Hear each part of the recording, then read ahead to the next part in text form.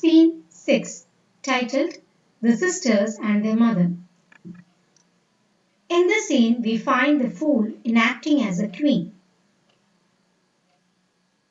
and the children are found enjoying the company of their mother. They shout at the excitement of having the company of their mother. But the mother asks them to keep their voice down as their father doesn't like shouting. Why? Because that's a boy's manners. A similar domestic scene. We find the girls are always made to keep quiet, stating that it is not the way because you have to be silent. You shouldn't raise your voice.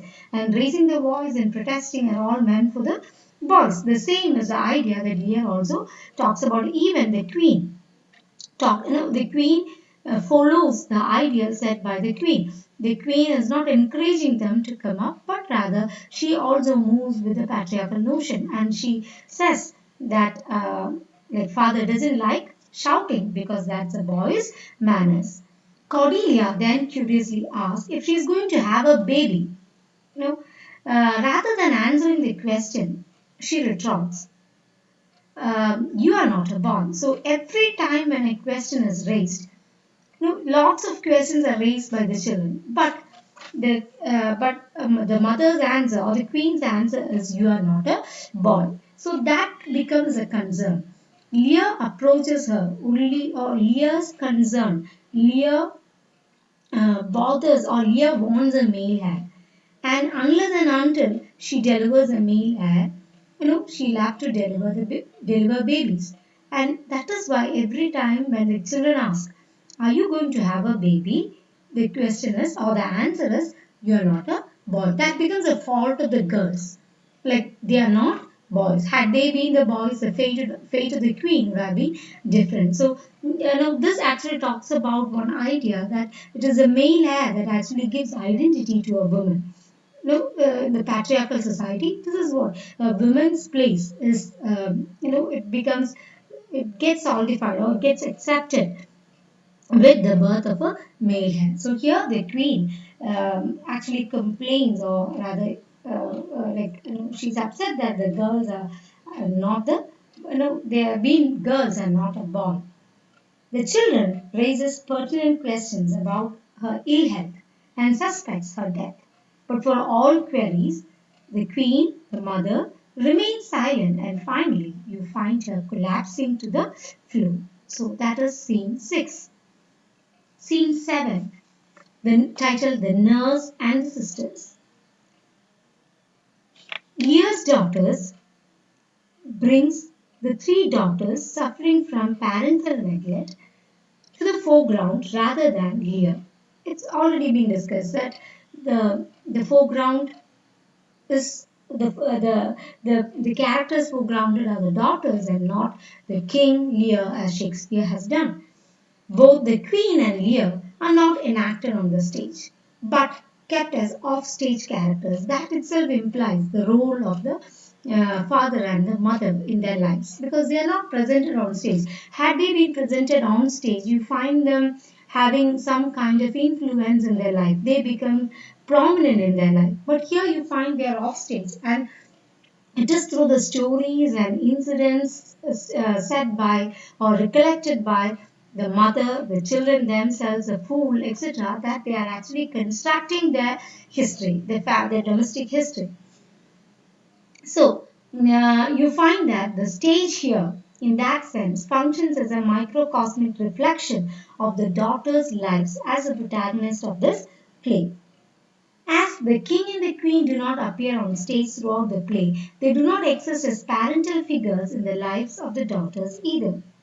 The girls know their father only through the stories the nurse tells them about Lear. And not just the stories told by Lear, by nurse, you find them even fools. Fool actually talks about Lear.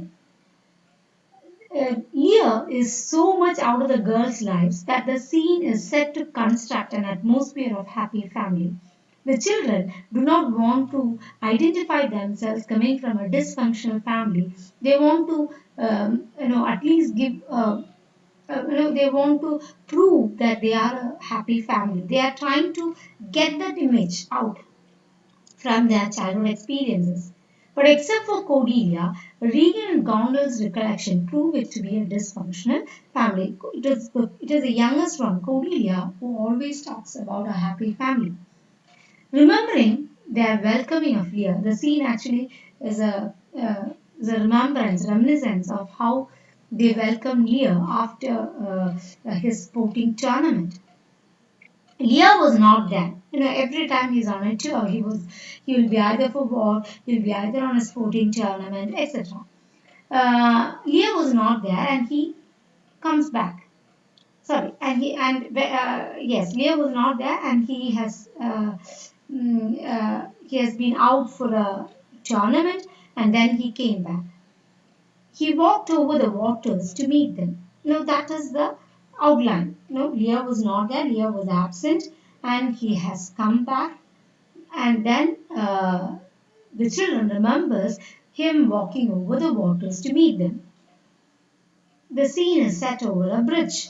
They remember Nanny being gifted with a cake. Nanny means the nurse being gifted with a cake. They remember the king coming over to them. Then they going to welcome him. Now that is it. The father coming over to their daughters. It is not the children running towards the father, but the father coming over to them. Hence Cordelia says, one big happy family, because the father is joining them. So Cordelia remembers the sight as one big happy family. The thought of knowing him better and having him as a proper father figure in their lives fascinates them. But unfortunately, the attempt turns futile. Then, after that, even when this image of Lear coming to them is shown, you find that only Cordelia says it in a positive way. Gondel and Regan remembers him as neglecting them. Like he doesn't give even or he didn't even give a look to them. That is the image that Gondel and Regan remembers. Whereas Cordelia remembers him joining them, and hence she says one big happy family. And after that incident, we get to know that the queen has died, and Gondel tries to pull Cordelia, and the poor soul gets hurt. Now, that is scene 7. Moving on to scene 8, it is titled Funeral Preparation. Fool raises a question: who will take the hand of the king's right hand? Cordelia the favorite, Gondel the eldest, or Regan the outsider. So far as Queen was there, they had this hope of having a male heir. But now as the Queen is dead, who will take the king's right hand? That becomes a question. Is it Cordelia the favorite, Gondel the eldest, or Regan the outsider? As Gondel sees Regan shaking, she thinks Gondel is crying, but she was instead laughing. Why is she laughing? Because she knows that now the king need to do the things all alone. Earlier, when the king went out for his engagements outside the palace, it was the queen who looked after the things. But now you find that it is the king himself will have to take over will have to look over all the things. But Gondel says she will take care of everything because that is how she imagines herself to be. Next child is she herself. So she takes the responsibility and says that she will take care of everything. They thought that the king would be in deep sorrow.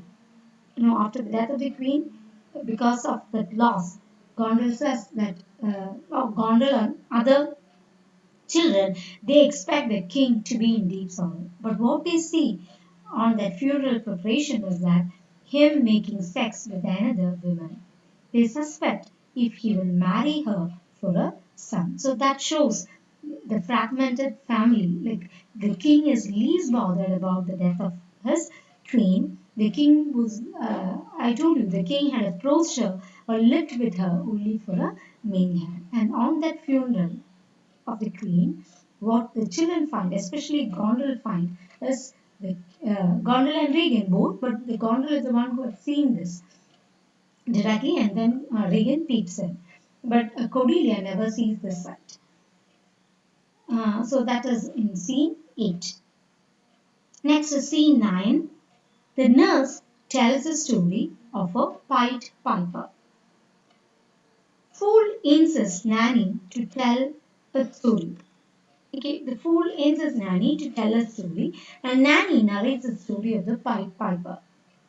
And this, the children's story of the Pied Piper is what is being narrated about the rat flooding the nation, and the king is asking the Pied Piper to send them out, and takes the help of the Pied Piper. And finally, when the deed is done, the king doesn't pay him. He's been cheated, and then he comes over, reads the pipe, and again plays the pipe, and then all the children are gone. Okay, this is a story that has been narrated. uh, and this shows how lack of gratitude on part of the king had taken the land of its children. The Pied Piper takes the children to distant land, and the land could listen to their laughter. That is how the story ends. The children laugh out of their happiness in having a better world, because this is a world of cheating, this is a world of disloyalty, and so the children feels happy to be away from the land. So that is the scene 9, where the nurse tells the story of a Pied Piper.